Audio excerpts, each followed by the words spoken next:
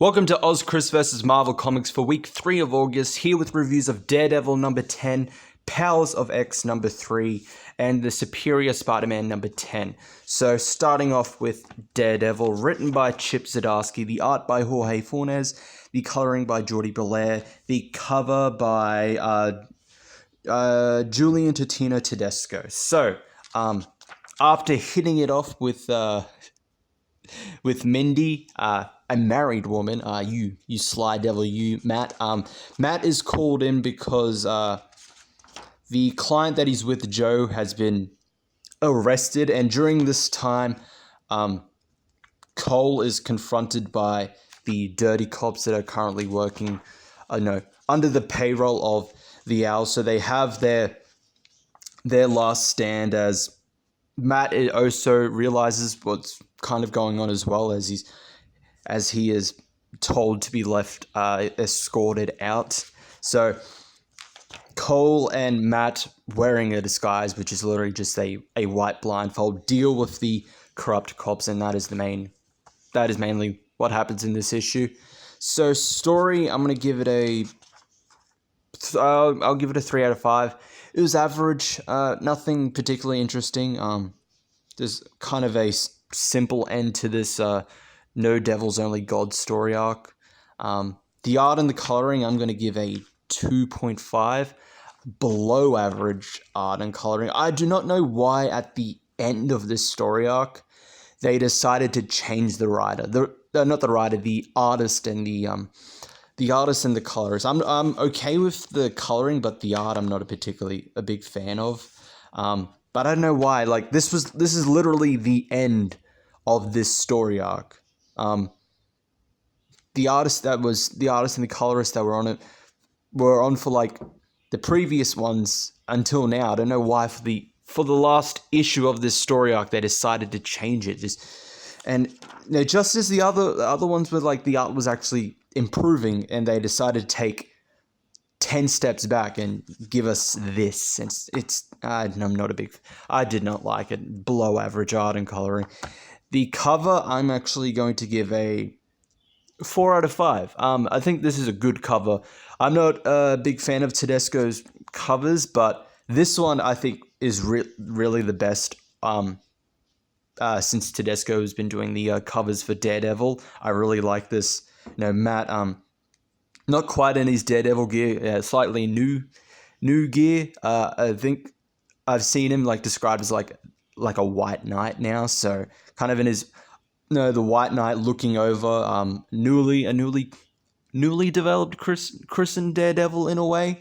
But overall I think it was a good cover, and that's actually it for Daredevil for me. I was okay with this story arc, and this doesn't warrant me to continue.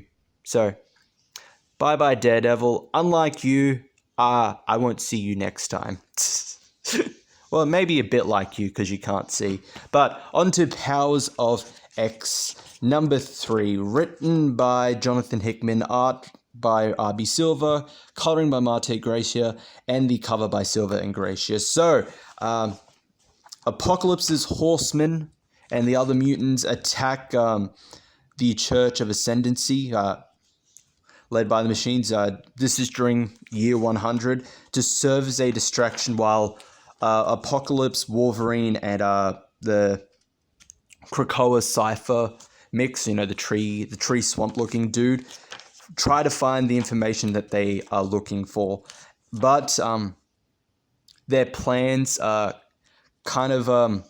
almost foiled by the fact that Nimrod saw through this diversion. So Cardinal, I believe her name was, Cardinal and Zorn launched their kind of a final attack, while Apocalypse sends Wolverine off with the data that they needed, and he tries to hold out his own against Nimrod. And that's mainly what happens here. And there's a little surprise at the end with a certain character. I'm not going to spoil. You're going to have to read that yourself, or I'm just going to tell you next week when the next issue of House or Power of X comes out. So story, I'm going to give this 3.5 out of 5, above average, close to good. There were some interesting moments here, but the story is really taken like its time. It's not particularly what I'm a big fan of.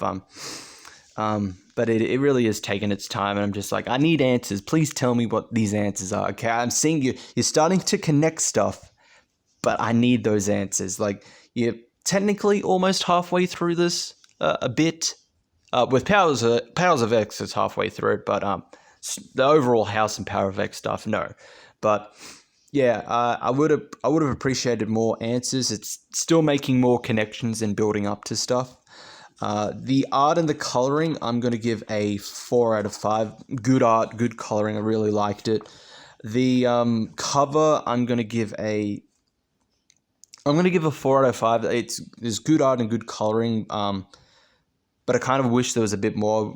Kind of wish there wasn't just like the figure standing, in front of him. I wish there was more to the cover, but I think the art and the coloring on it is good anyway.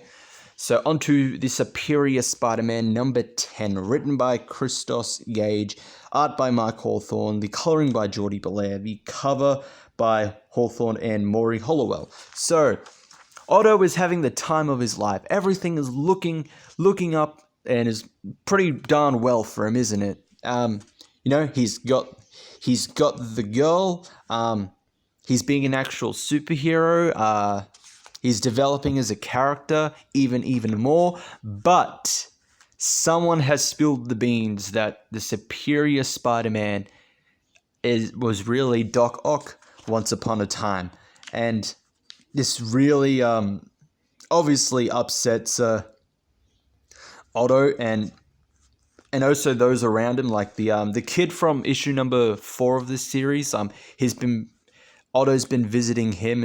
The kid has had a profound effect and changed Otto's life, and he's really kind of bonding with him. And given that now it's revealed that he used to be Dr.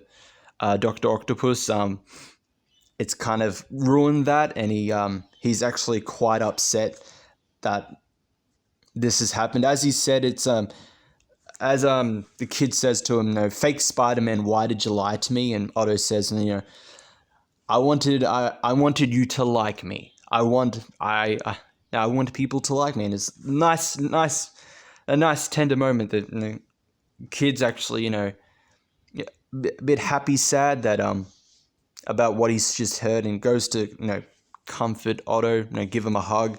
It's going to be all okay. So Otto goes to try and figure out who leaked his identity, and he turns out it's actually SpiderMan and Norman Osborn from, Spider-Geddon, and I'll leave it there. So, story, I'm going to give this a 4 out of 5. Good story. We're seeing a lot of, changes to Otto. He's in a relationship.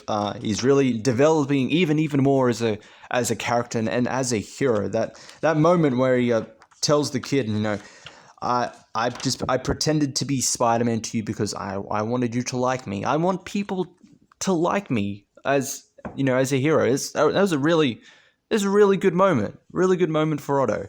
The art and the coloring, I'm gonna give this a 3.5 out of 5. Above average, close to good art and coloring. There is moments where it's really not really good, but decent. But I will point out like Emma, what's going on with your face here? You're right. It's a bit off, but I think overall there's decent art and coloring. And the cover, I'm gonna give this a 3.5 out of 5. Above average, close to good.